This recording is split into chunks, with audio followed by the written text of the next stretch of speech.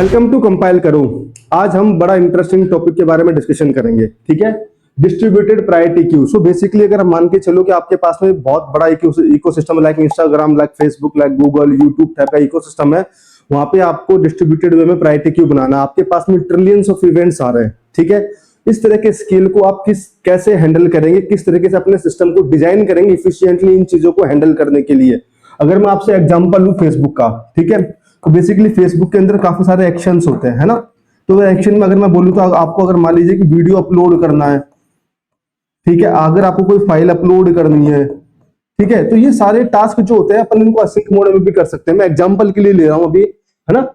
और इन वाले टास्क के क्या हो सकते हैं, कुछ प्रायोरिटी डिसाइड हो सकती है कि अगर पहले ये काम पहला होगा उसके बाद में दूसरा होना चाहिए।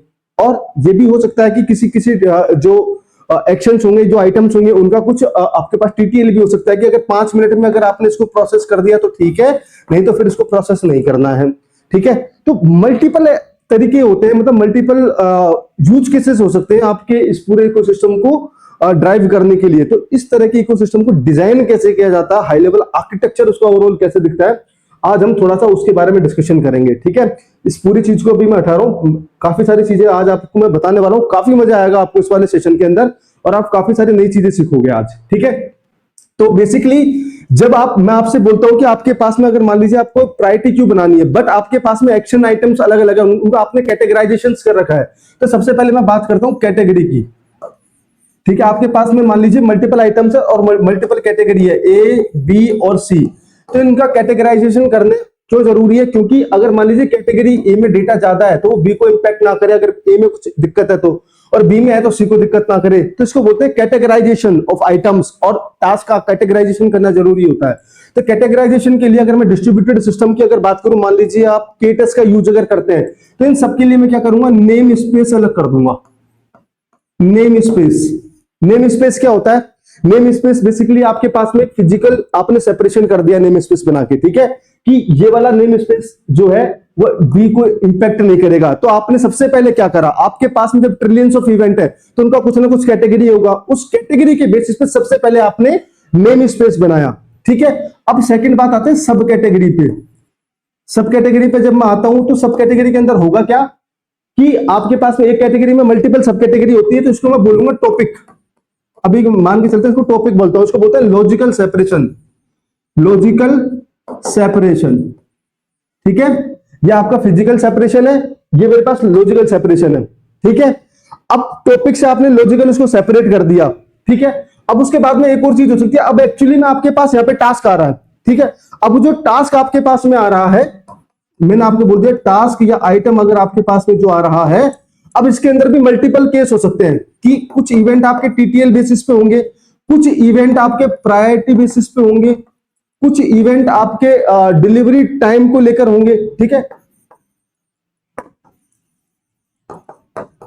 मैं सारी चीजें कवर कर रहा हूं, डिटेल में समझने की कोशिश करना। तो बेसिकली ये क्या है, जो आइटम आपके पास में आया है ना, उसके साथ कुछ मेटा डेटा आया होगा, है ना।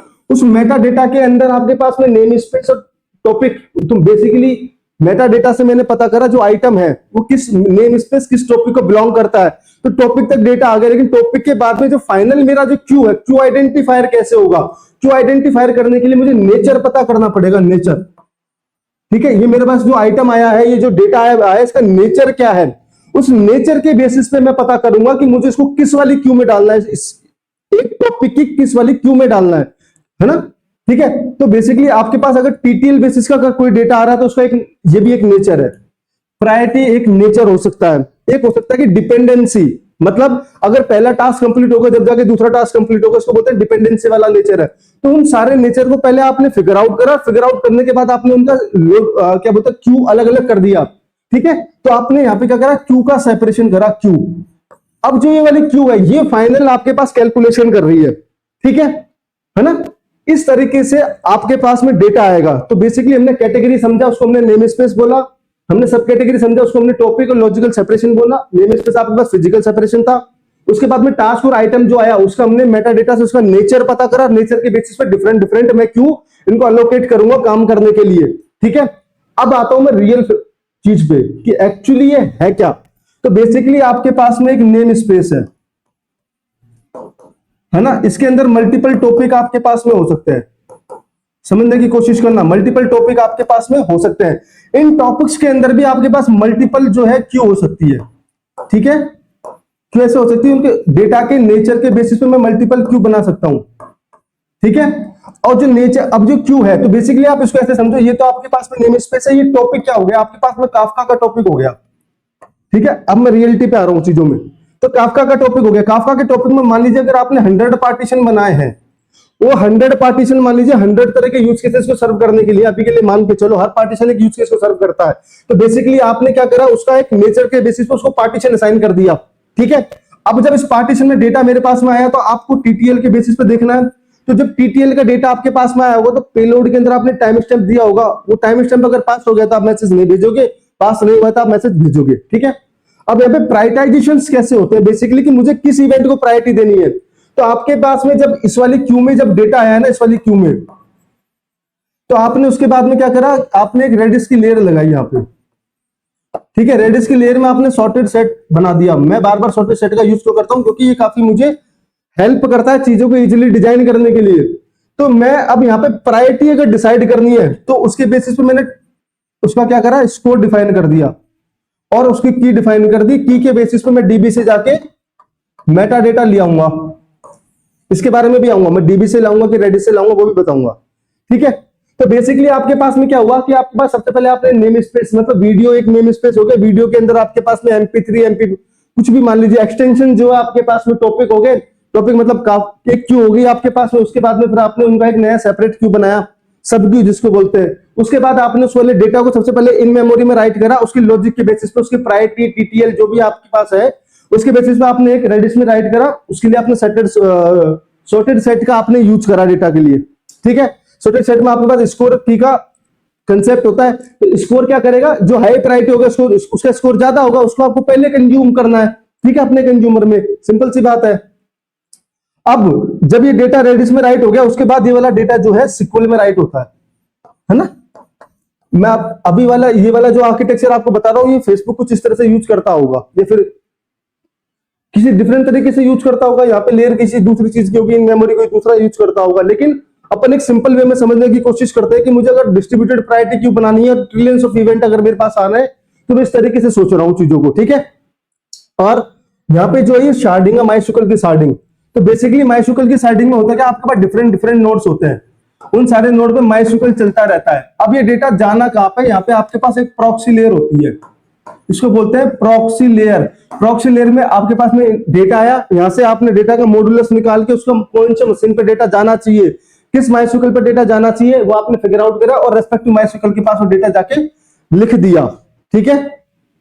अब जब आपने माइस्क्यूएल के पास डेटा जाके लिख दिया, तो आपके पास फिजिकल स्टोर हो गया। तो बेसिकली आपने शार्डिंग यूज करी है माइस्क्यूएल के अंदर। शार्डिंग करने के भी अलग तरीके होते हैं, आप आईपी बेसिस पे कर सकते हो, आप हैश बेसिस पे कर सकते हो, आप डिक्शनरी बेसिस पे भी कर सकते हो कि बेसिकली ABCD AABB, वो अलग अलग तरीके होते हैं आपके पास में शार्डिंग करने के लिए। शार्डिंग का मतलब क्या होता है, हर एक नोड पे माइस्क्यूएल चल रहा है, ऊपर एक प्रॉक्सी लेयर बैठी जो कि डिसाइड करेगी किस माइस्क्यूएल के डेटाबेस पे डेटा जाना चाहिए, ठीक है। वही डेटा आपको लाके देगी, तो थोड़ा सा लेटेंसी ऐड हो जाता है इसके अंदर।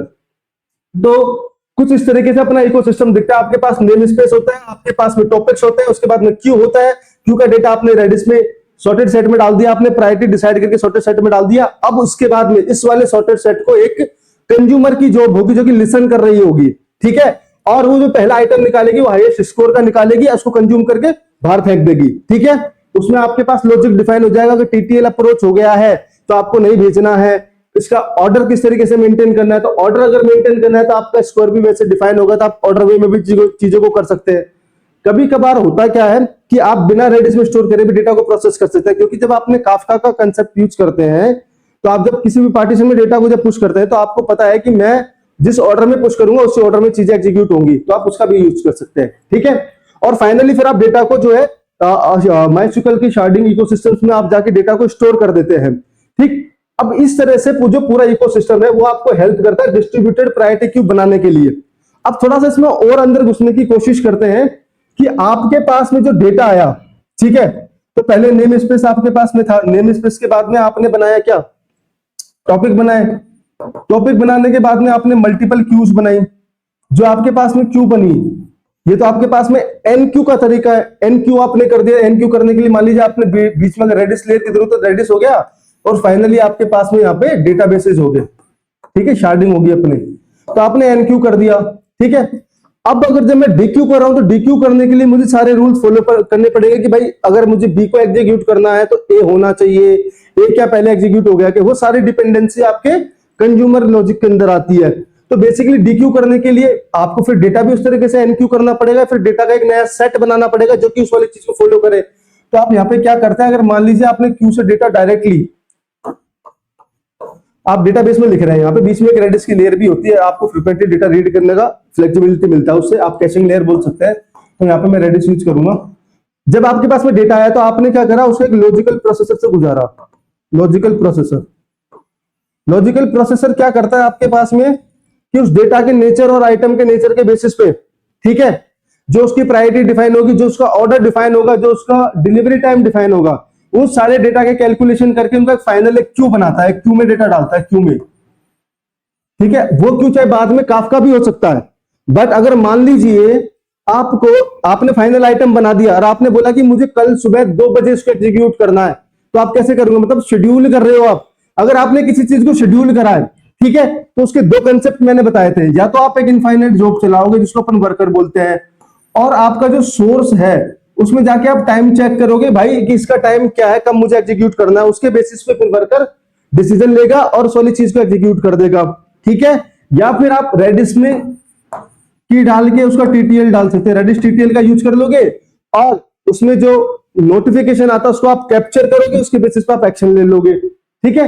ये 2 तरीके होते हैं जब आपको किसी भी चीज को शेड्यूल करना होता है, बट ये सबसे आइडियल तरीका होता है आपके पास वर्कर वाला, कि आपके पास एक इनफाइनाइट वर्कर चलता है जो कि आपके डेटा को लिसन करता रहता है और उसके बेसिस पे डिसीजन लेता है कि मुझे इसको एग्जीक्यूट करना है या नहीं करना है, ठीक है। उस तरीके से आपने फाइनल जब क्यू बनाया तो इसका एक कंज्यूमर बना होगा, ठीक है, इसका एक कंज्यूमर बना देंगे अपन यहाँ पे। कंज्यूमर फिर आपका फाइनली चीजों को प्रोसेस करेगा, ठीक है। अगर मान लीजिए कि कंज्यूमर आपके पास इन मेमोरी वाला सारा डेटा इन मेमोरी में रहता है जिससे मैं डीबी का हिट बचा सकूं, ठीक है। अगर मान लीजिए डीबी से मुझे डेटा अगर लेके आना है तो पहले मैं रेडिस में चेक करूंगा, फिर मैं डीबी में जाके चीजें चेक करूंगा। इस तरीके से आप डिस्ट्रीब्यूटेड वे में एक प्रायोरिटी क्यू को डिजाइन करते हैं। मैं आशा करता हूं कि आपको चीजें समझ में आई होंगी, ठीक है, किस तरीके से चीजों का प्रायोरिटाइजेशन किया जाता है, ठीक है। अब इसको थोड़ा सा और सिंपल फॉर्मेट में समझने की कोशिश करते हैं, ठीक है। मैं बहुत सिंपल फॉर्मेट में बनाता हूं। अगर मान लीजिए आपको डिस्ट्रीब्यूटेड प्रायोरिटी क्यू बनानी है तो सबसे पहले आप क्या यूज करेंगे, काफका, क्योंकि परसिस्टेंट होता है इसलिए मैं काफका का यूज करता हूं। काफका के अंदर आपके पास मल्टीपल क्या होंगे, टॉपिक्स होंगे। टॉपिक्स के बाद आपके पास में क्या होगा, पार्टीशंस होंगे, ठीक है। पार्टीशंस जो होंगे तो काफका के पास लॉजिक होता है कि आप जब डेटा पुश कर रहे हैं, ठीक है, तो आप इसमें की सेट कर सकते हैं। तो की के बेसिस पे किस पार्टीशन में डेटा जाना चाहिए, तो सेम की का डेटा सेम पार्टीशन में जाना चाहिए, ये आप डिफाइन कर सकते हो, ठीक है ना। तो मोस्ट ऑफ द थिंग्स आपकी ऐसे डिफाइन हो जाएगी। और जब आप डेटा पुश करते हो, जिस ऑर्डर में पुश करोगे उस ऑर्डर में डेटा एग्जीक्यूट होगा आपके पास में, ठीक है। एक तरीका ये हो गया। दूसरा, मान लीजिए कि आपको स्कोर डिफाइन करना है जो कि मल्टीपल फैक्टर्स पे डिपेंडेंट है। तो आपने क्या करा, पार्टीशन में जब डेटा पुश करा तो उसके नीचे फिर आपने एक प्रोसेसिंग लेयर लगा दी। इसके कंज्यूमर में आपने एक लॉजिक लिख दिया। वो लॉजिक क्या करेगा, रेडिस के सॉर्टेड सेट में डेटा डाल देगा और सॉर्टेड सेट के ऊपर आपने फिर एक नया कंज्यूमर बना दिया जो कि इससे रीड करता है और डेटा को प्रोसेस करता है, ठीक है।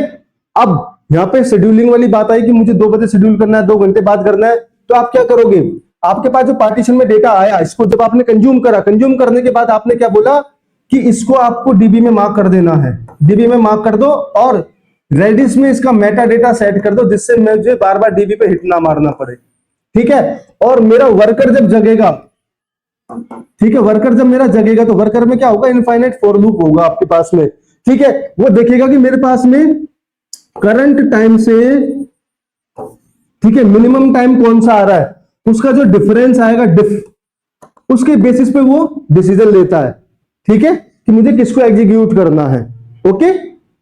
इस तरीके से आप पूरा डिस्ट्रीब्यूटेड वे में अपनी प्रायोरिटी क्यू को डिजाइन कर सकते हो, ठीक है।